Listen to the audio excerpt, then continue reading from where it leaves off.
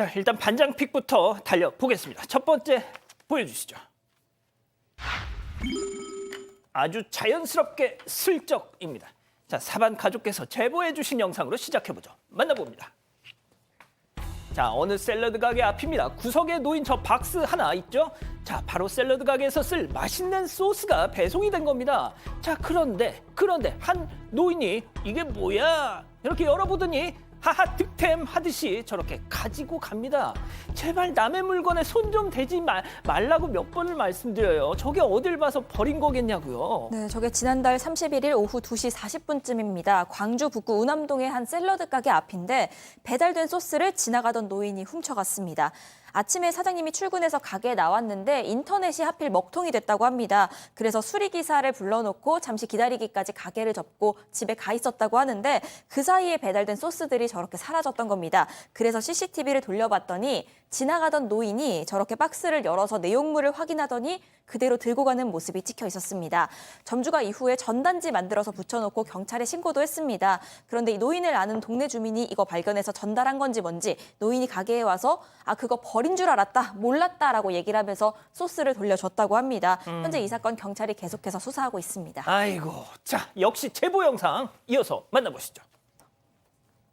자, 어느 식당 내부로 남성 입장. 어디 앉을까나 자리를 찾는가 싶더니 바로 계산대 위에 놓인 팁통을 들고 튀었습니다. 팁통, 팁이 들어가 있는 통. 손님 아니고 손놈이었던 거예요. 자, 여기가 말이죠. 태국 방콕의 한인 식당인데 세상에 사장님이 오죽하시면 이걸 저희한테 제보를 하셨겠냐고요.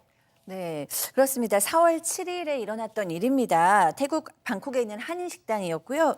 태국이 4월 12일부터 송크란이라는 명절 축제가 있다고 합니다. 그래서 그 전에는 사람들이 인심도 좀 후해지고 좀 기분도 좋아서 식당에 오면은 보통 때보다 팁을 좀 더 많이 주고 간다고 합니다. 그래서 이 사장님께서 이 팁을 모아놓은 통에 그 팁을 모아놨다가 나중에 직원들하고 다 이렇게 나눠 가져야겠다라고 생각하고 있었는데 지금 보시는 저 절도범이 싹 가져간 겁니다. 저 안에는 하나로 한 120만 원 정도의 아이고야. 팁이 모여져 있었다고 합니다. 아이고, 그렇군요. 진짜 속이 뒤집히실만 했습니다. 자, 다음 또 이어가죠. 점장 음료의 락스입니다.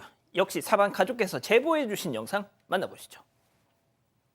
자, 어느 카페 내부 카페 점장이 휴게 공간에 앉아서 음료를 벌컥벌컥 마십니다. 자, 그런데 갑자기 뭐야?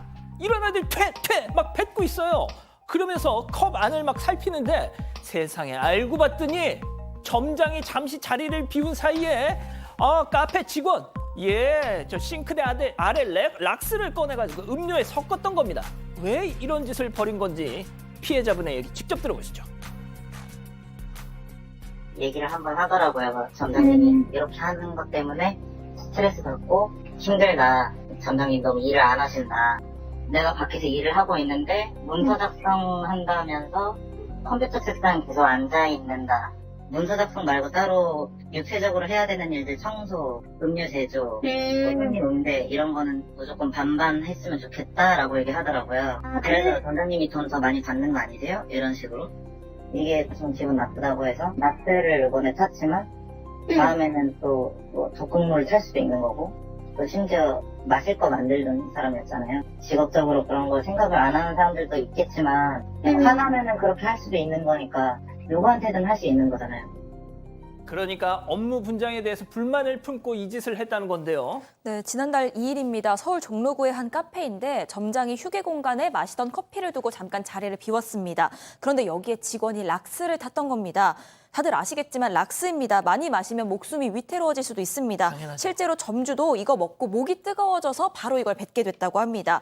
직원은 30대 남성인데요. 몇 달 전부터 설거지거리가 너무 많다. 내가 일을 더 많이 하는 것 같다. 점장님이 돈을 더 많이 받지 않냐. 청소나 음료 제조, 손님 응대 등 무조건 반반으로 일했으면 좋겠다. 이렇게 업무 분장에 불만 얘기를 했다고 합니다.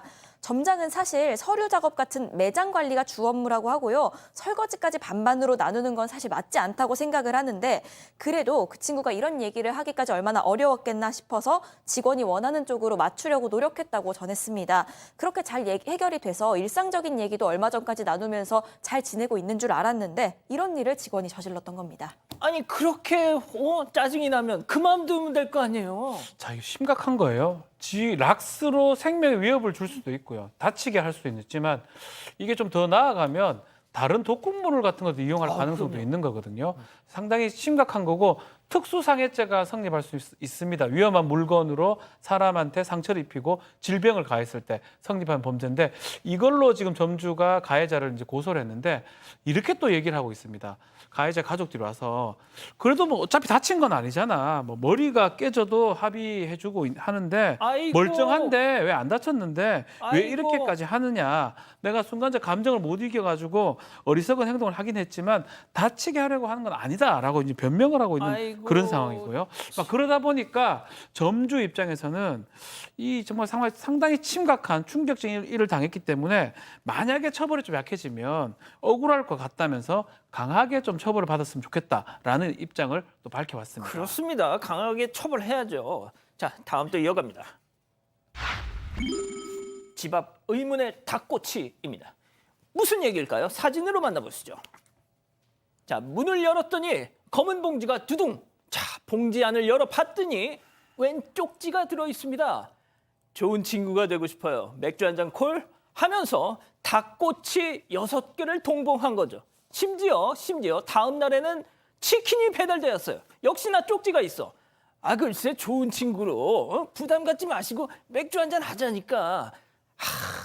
진짜 소장님 설명하는 네. 제가 이렇게 짜증이 나는데 당사자는 얼마나 소름이 끼쳤겠습니까? 네, 그렇습니다. 모르는 사람한테 저런 뭐 닭꼬치나 치킨에 맥주에 거기에 메모까지 적혀 있으면 너무 소름 끼치잖아요. 그런데 또 그 시간은 밤 10시도 넘은 시간이었습니다. 그런데다가 띵똥띵똥띵똥 초인종을 여러 번 누른 거예요. 근데 여성은 이제 모르는 사람이 서 있으니까 무서워서 초인종까지? 네, 초인종을 여러 번 불렀다고 합니다. 그러니까 여성이 문을 안 열어주니까 누구세요라고 물어봤지만 대답은 하지 않고 그냥 서성서성이다 갔다는 거예요. 첫날에는 닭꼬치 6개, 그 다음 날에는 치킨과 맥주와 쪽지. 이제 경비원을 불러서야 이제 이 사람이 간 것을 확인하고 여성이 나올 수 있었다고 하는데 거기는 뭐 좋은 친구 남고 싶다라고 얘기했지만 여성은 20대인데 남성은 50대였다고 합니다. 아이고 이런. 팀장님, 어쩜 좋아요 저런 사람. 그러니까 여성이 불안감을 느끼니까 경찰에 신고를 했습니다. 경찰에서는 스토킹 범죄 처벌 등에 관한 법률 위반 혐의로 이 남성을 체포했는데 50대 남성을 체포했습니다. 예. 그리고 나서 조사를 해봤더니 이 남성이 인근에 살고 있어요. 그리고 이 피해 여성과는 전혀 모르는 사이입니다. 그리고 경찰 조사에서 남성은 뭐라고 했냐면 스토킹을 하려던 것은 아니고 호감이 있었을 뿐이다. 그런데 무서워할 줄은 몰랐다. 이게 변명이 안 되는 얘기를 하는 거예요. 아무튼 경찰에서는 구속은 시키진 않았고 긴급 응급 조치를 한 뒤에 귀가를 시켰다는 거예요. 이제 그런데 이제 여성 입장에서 볼 때는 아니 피해자가 예. 가해자의 인적 사항도 모르고 그냥 보내버렸으니까 예. 불안하지 않습니까? 당연하죠. 만약에 저 남성이 또 찾아오고 한다면은 이사를 가겠다라고 하기 때문에 좀 더 강력한 조치가 필요하다고 생각이 듭니다. 꼭 이렇게 피해자만 이사를 가야 끝납니다. 다음 이어가죠. 창문으로 불쑥입니다. 이건 또 무슨 일일까요? 영상으로 만나보시죠. 자, 사무실 창문을 닫고 영업 마감을 준비하는 주유소 직원입니다. 자, 잠깐 밖에 나갔는데 그때 누군가 들어오더니 창문 저거를 다시 열어요. 이걸 알리 없는 주유소 직원. 일단 사무실 문만 잠그고 가는데 잠시 뒤에 창문으로 뭔가 빼꼼. 아니 이거 남자 싸다코 꾸역꾸역 통아저씨 마냥 저렇게 저 좁은 공간으로 들어오더니 뒤적뒤적합니다. 하지만 이 장면을 주유소 사장님은 라이브로 CCTV로 보고 있었어요. 경찰이 왔더니 문 열라고 하니까 들어 누워서 자고 있는 척을 하다가 지가 열어줘야지 어쩌겠어요. 잡혔습니다. 예? 박 변호사님. 네. 이 남성 심지어 이 주유소에서 다음 날부터 일하기로 했던 사람이라는데 무슨 조화죠 이게? 자, 5월 23일 날 밤에 있었던 이 주유소에서 있었던 사건입니다. 저 남성이 사실은 당일에 이 주유소에 일하기로 면접 온 사람이었어요.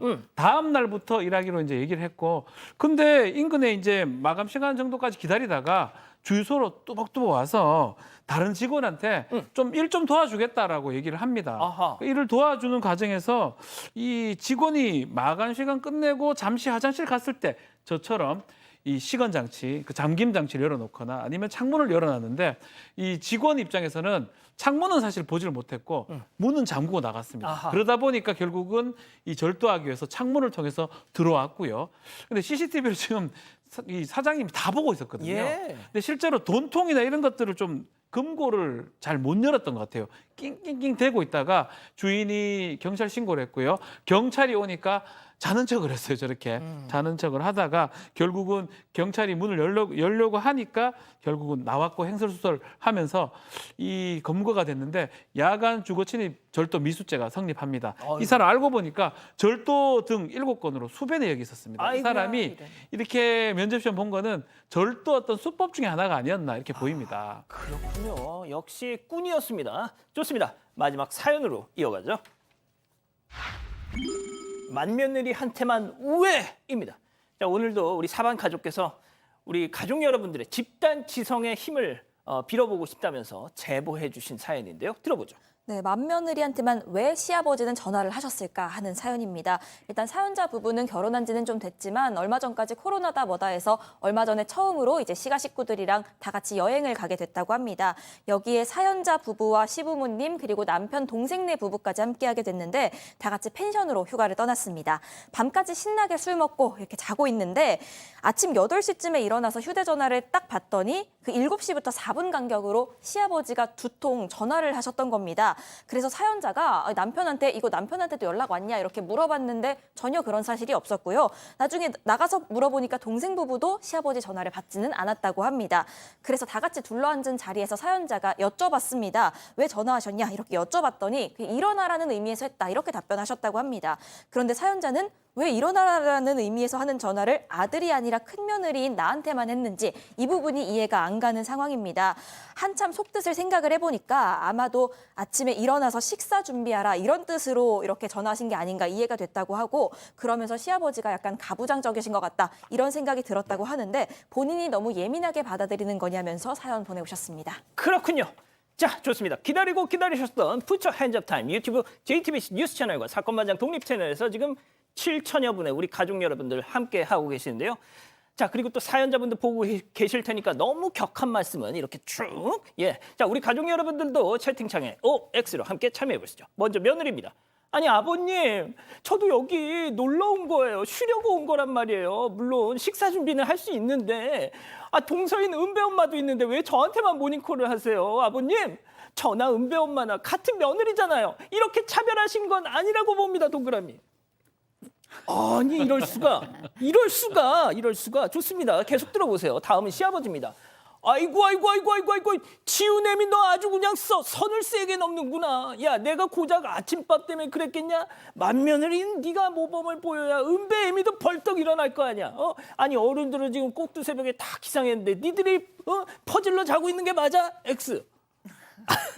제 손이 부끄럽습니다. 자, 우리 은배 팀장님부터요. 그렇습니다. 가족끼리 놀러 갔는데 오전 7시에 시아버지가 며느리한테 전화를 2번 했다는 거는 좀 오버하신 것 같아요. 저 같으면은 차라리 그냥 더 주무시면은 며느리가 알아서 준비를 하든지 아니면은 다른 사람이 할 수 있지 않습니까? 근데 구태여 2번씩 전화했다는 것에 대해서는 오버하기 때문에 놀러 가시면은 며느리한테 연락을 하지 마세요. 자, 소장님은요? 네, 이게 평일날 이러셔도 사실 기분이 나쁜데 이 시어머니, 시아버지를 모시고 놀러간 며느리 착한 며느리거든요. 근데 이 기분 좋은 날에 시아버지께서 이렇게 행동을 하시 너무 눈치가 없으시다. 우리 예전에 호랑이 담배 물던 시절에는 이렇게 큰 며느리한테 아침부터 밥해라 뭐 이렇게 연락하실 수 있지만 지금은 이러시면 관계 악화밖에 답이 없습니다. 시아버지가 잘못하신 거고 제보자께서 예민한 거 아닌 걸로 보입니다. 단호하게 말씀하셨어요. 네, 뭐 사실은 정말 옛날적인 사고, 옛날에도 저게 통하나요? 전화를 딱 첫 며느리한테만 이렇게 했던 부분도 사실 좀 이해하기 좀 어렵고 어쨌든 간에 놀러 갔으면 그 다음날 아침은 같이 일어나서 라면 먹으면 돼요. 진짜. 그게 딱 정확한 방법이거든요. 컵라면 같은 거 먹기도 하고 그래서 좀 부담을 덜 하게 왜냐면 그 전날 뭐 술도 마시고 했다고 하니까요.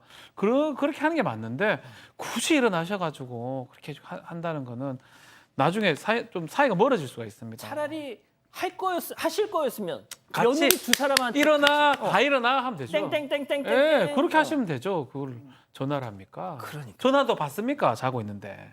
그렇군요. 자, 우리 가족 여러분들 판단은 어땠습니까? 네, 일단 순살님, 네 맞아요. 일어나서 밥하라고 하신 거 맞으신 것 같아요 하셨고요. 성현이님, 본인 아드님한테 하셨어야죠. 왜 며느리한테 전화하십니까? 하셨습니다. 윤단미님, 놀러 갔는데 다 같이 하셔야죠. 신멘토님, 그쵸 이러시면 안 되죠 하셨습니다. 하지만 HC님은 사정을 조금 더 알아보긴 해야 할 것 같아요. 이렇게 약간 유보적인 의견도 주셨습니다. 저희 집에도 일요일 오전 7시도 되기 전에 밥 안 주냐고 자는 며느리에게 호통치는 시아버님이 계십니다라고도 하셨습니다. 이 사건의 진실을 추적하고 싶으십니까? 그렇다면 사반 채널을 구독해 주세요. 지금까지 이자연 기자였습니다.